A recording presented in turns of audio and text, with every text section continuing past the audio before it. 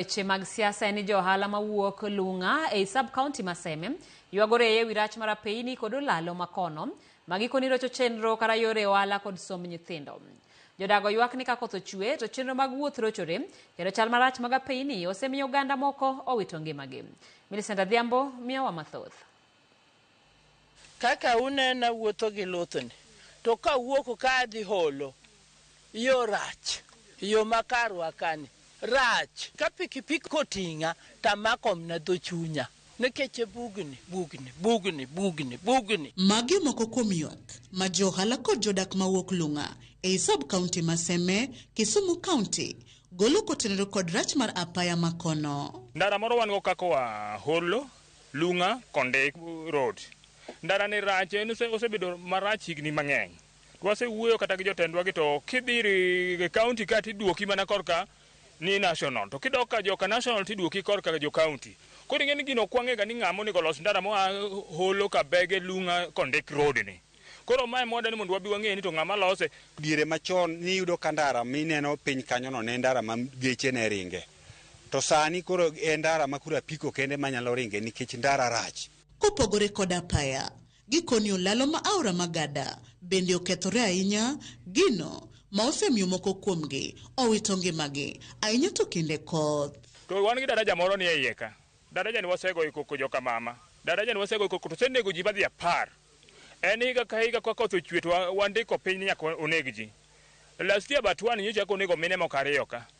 Machiel nyocha owe nyathi mathin ma gino hinyowa ka kabisa. Ndara rach nikech en ndara mok nyal kadho. Kidhi kama daraja osekethore ka pi koth ochwe onge kaka kadhi. Ok nyal kadho. Giyango koro ni gin kod luoro ni ka koth obiro medo gore piny to gidhi medo hinyore ahinya to yore mag skul kod ohala biro rochore. Koro kata sani pod wan gi luoro nikech pok olose. Wan gi luoro ni ka koth dhi chako biro to dhi hinyowa. Nikech nitie nyithiwa ma wuok Lunga kaka dhi somo bo ok bede. Nitie nyithiwa ma wuok Lunga kaka dhi somo Siala ok bede. To nitie nyithiwa ma loka chama moko somo Sol nikech Sol ne mantie secondary ka be machiegni. Bede ok bede. Koro nitie kaka koro wachiko kama koth dhi chwere ne. Koro nitie aora moro kachacha. Oponga saidi ma koro jok man go handgi ok chop go koni nikech aora gingo negi kocha. Koro kaka wan ma wan loka ni gik ma wan tiere gogo ok nyal usore maber nikech ji onge ma kocha dugo koni. Ewi mano gikoni chal ka gima sirikal ojwang'ogi nikech apeyni duto moluoro Lunga richo weche mag rochruok arita bende mono chiro dongore. Kama wantie wachalo kama joma nie chula. Ndara moro bende ni kama ka dhi got ni dhi rataka. Ndara no bok nyal be. To nitie be moro ma kama dhi Miranga.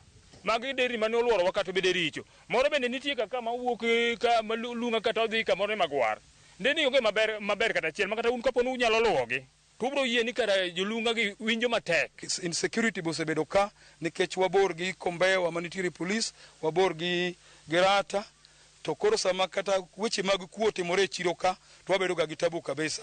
Kora wakwayo kaber bende insecurity mondo mi ong'inwa e mar chiro ni mondo mi chiro dongi nikech ka kuo ng'eny e chiro ok nyal dongo.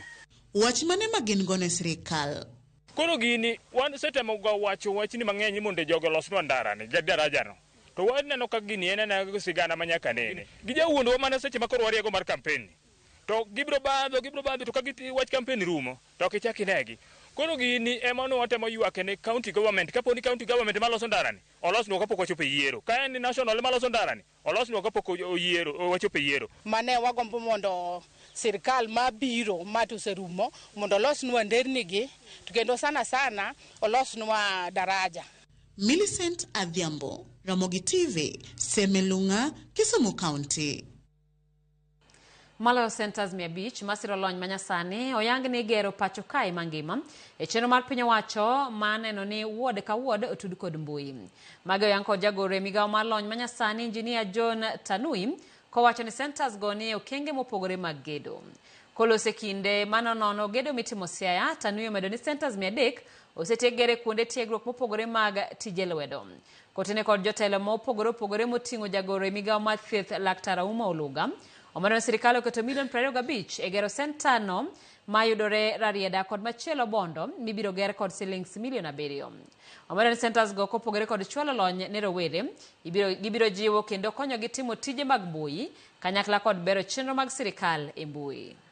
Across our country, and we were able to work with members of parliament to amend the national government CDF so that up to 3% in CDF is available to the member of parliament to build and operate a digital hub, one in every ward. And we are very happy with what's going on with members of parliament. They have done about 500 which are ongoing at different stages of completion. Government, through the leadership of our president, committed to support by building one center of excellence in every county and also a standard digital hub in every county. These kind of initiatives are also very helpful. They enable things that we do like social protection programs, social insurance programs. Many of the people who can not access where to register, for example, for SHA, now they can come here. You can be shown the benefit package. Quite a number of people, especially the young people, live within the counties, and so the idea of digital hubs I think is a good one, because then it gives them the opportunity to exploit what the PSSC have called the creative economy.